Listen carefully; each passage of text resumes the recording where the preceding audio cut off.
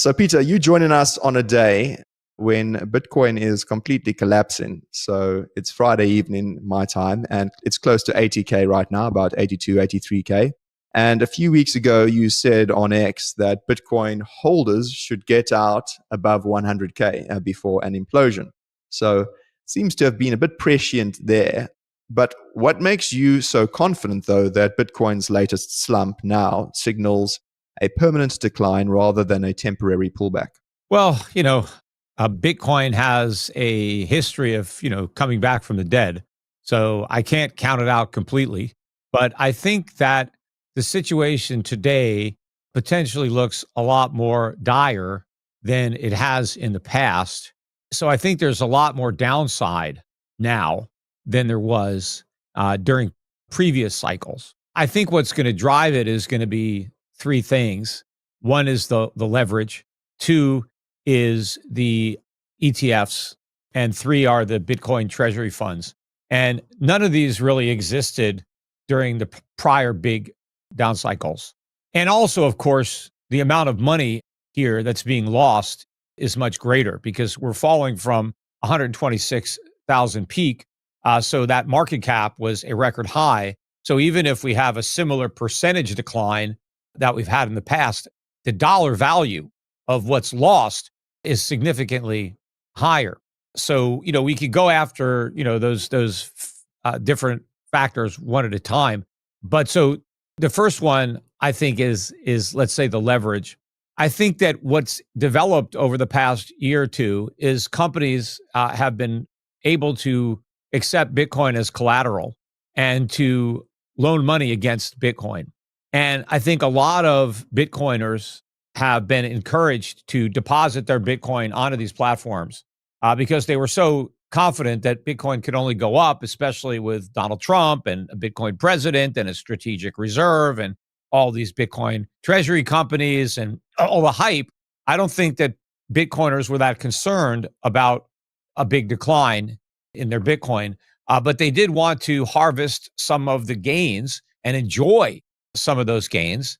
They didn't want to pay capital gains taxes and they didn't want to give up their Bitcoin, right? The number one rule of Bitcoin is don't sell it, right? So if you never sell your Bitcoin, you're living in your parents' basement, you got nothing, you're like a pauper, but you got all this money on paper. So I think a lot of people put up their Bitcoin, borrowed money, and, spent it to pay their bills, or they took vacations, or they bought a car, maybe they bought a house, depending on, how much Bitcoin they put up. And so I think that all that Bitcoin is going to get liquidated. And so the people who didn't want to sell their Bitcoin at 100,000, 110,000, 120,000 are going to be forced to sell it at much lower prices. Maybe 50,000 or 40,000, or who the hell knows where it's going to go in this initial, could go lower than that. So there's much more leverage now, I think, than we've had in previous declines that will accelerate. So that's number one. Number two are the ETFs, which really didn't exist until the beginning of 2024. And the ETF investors are not diehard, Bitcoin maxis. If you really believe in Bitcoin, you don't own an ETF. It defeats the whole purpose of Bitcoin to be, self-custody. Why do you want to put your Bitcoin with a third party, right? That doesn't make any sense. But the people who were doing that just wanted to speculate on Bitcoin. They didn't care about, the supposed advantages of Bitcoin. They just thought it was going up and they figured they'll buy it. Right? And there was so much hype in the financial media. There was so much FOMO. A lot of people got into Bitcoin ETFs. And in fact, a lot of the money came out of gold ETFs and came out of gold stocks to pile into these Bitcoin ETFs. And I think that as Bitcoin really starts to break down, a lot of those, Johnny-come-latelys who jumped on a bandwagon, when they're down 20, 30, 40%, I think these guys are going to cut their losses. They're going to say, you know what, it didn't work out. Let me take my chips off the table. I'll go to another casino. Maybe I'll buy something else. Maybe they'll go back to gold or gold stocks. I don't know.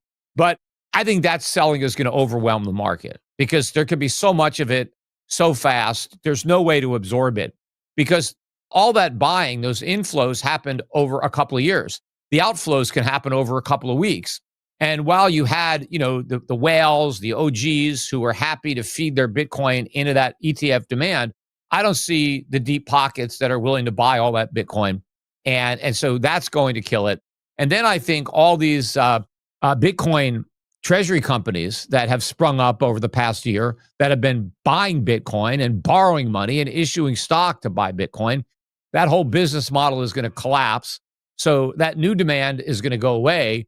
But a lot of those companies may have to start selling the Bitcoin that they bought. And in fact, MicroStrategy, I don't know where the pain is where they have to start selling. Eventually they will. But the most significant thing is that MicroStrategy is going to stop buying.